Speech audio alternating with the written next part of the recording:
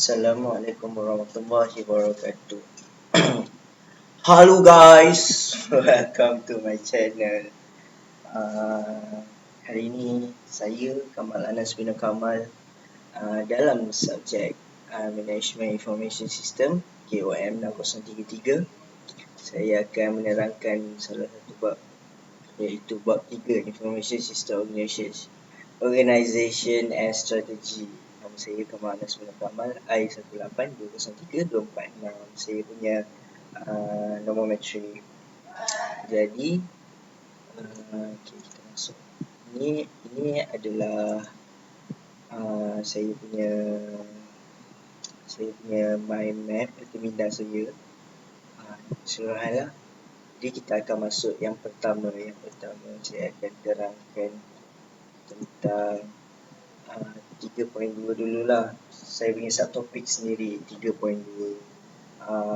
What is the impact of information system on organization? Yang pertama sekali, apa itu impact lah? Impact tu kesan daripada information system ni kepada sesebuah organisasi.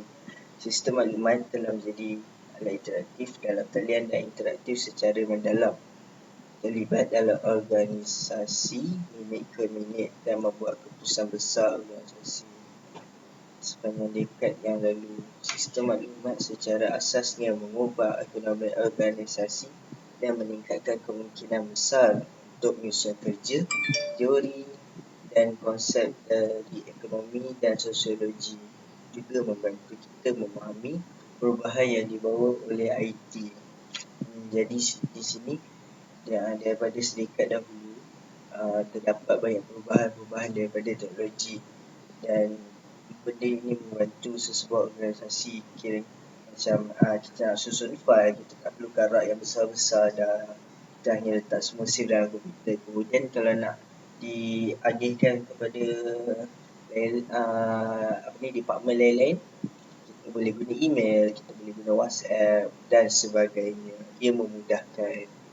Jadi saya akan ceritakan poin saya yang pertama lah, iaitu internet dan organisation. Okay, internet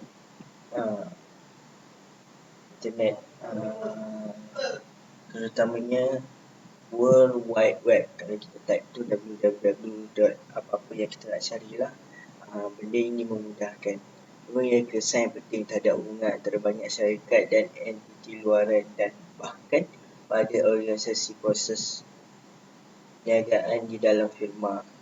Internet meningkatkan accessibilities penyimpan dan penyebaran maklumat. Seperti saya katakan tadi, tak perlukan file-file yang besar, tak perlukan rak yang banyak dalam sebuah syarikat. Jadi kita masukkan kita punya file-file tu semua ke dalam komputer kita punya hard drive, dan mudah dengan menggunakan internet. Dia ada cloud dia sendiri, jadi lebih memudahkanlah. Jadi benda ini boleh menjimatkan kos. Contohlah, kita ada syarikat A, kita terletak di Kedah, dan syarikat B kita terletak di Johor. Kita perlu menyampaikan maklumat kita.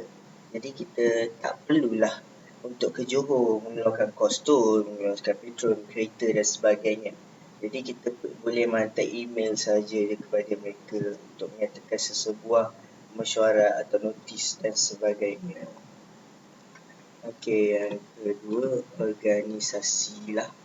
Organisasi perniagaan dengan cepat membina semula beberapa proses perniagaan utama mereka berdasarkan mengenai teknologi internet dan menjadikan teknologi ini sebagai komponen utama IT mereka dalam pasaran. Sekiranya rangkaian sebelum ini adalah panduan, satu hasilnya adalah proses perniagaan yang lebih sederhana.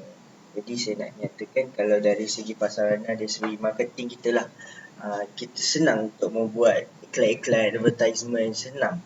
Dengan adanya internet ni, kita boleh upload di blog, di laman web, di media sosial. Jadi kita mudah untuk mendapatkan pelanggan-pelanggan kita dari situ. Okey, poin saya yang kedua dan yang terakhir, implication for the design and understanding of information system. Implikasi dia, apa yang kita dapat daripada pemahaman mengenai sistem maklumat ini. Untuk memberi faedah yang tulen, sistem maklumat mesti dibina dengan jelas pemahaman mengenai organisasi di mana mereka akan digunakan dalam pengalaman sesebuah organisasi.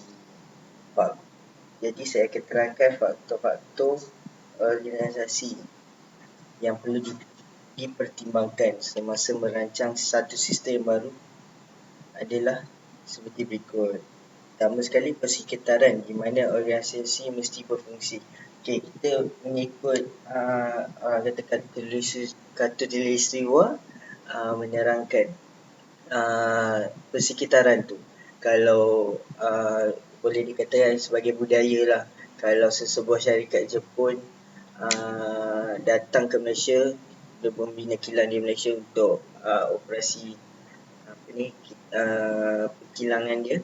Jadi dia bawa budaya dia, tapi dalam sama dia kena tengok persekitaran tu, adakah ia sesuai. Contoh, saya pernah praktikal di kilang Sony dulu.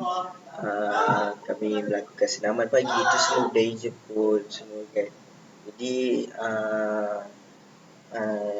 boleh diterapkan kalau ia bersesuaian. Yang kedua ialah struktur organisasi, hierarki, pengkhususan rutin dan proses perniagaan.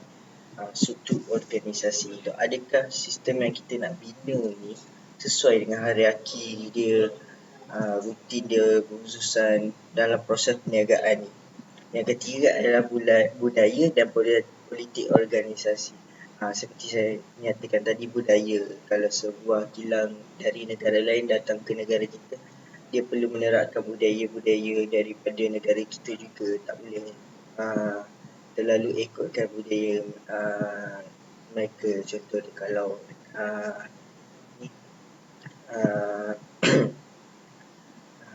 kilang daripada Amerika, mereka tak boleh bawa budaya mereka kena minum arak ke apa semua. Okay.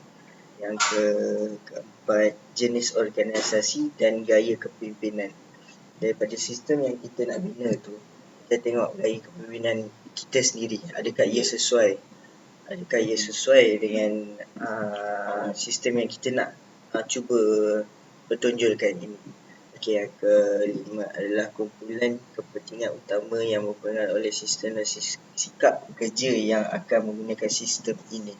Jadi sebelum kita membina sebuah sistem informasi, kita perlu menyediakan khusus-khusus yang khas kepada mereka, untuk supaya mereka tak terkejut lah kalau kita membuat satu sistem yang baru kepada organisasi kita. Yang terakhir adalah jenis tugas, keputusan dan proses perniagaan yang maklumatnya sistem direka untuk membantu. Seperti saya kata, kalau kita nak buatkan sebuah sistem, kita perlu ada tenaga kerja. Jadi kita perlu menyediakan tenaga-tenaga kerja ini seperti technician atau sebagainya untuk menggunakan sebuah sistem kilangan ini. Itu saja dari saya tentang subtopik 3.2, iaitu what is the impact of information system on organisation. Itu saja dari saya, Kak Kamal. Assalamualaikum warahmatullahi wabarakatuh.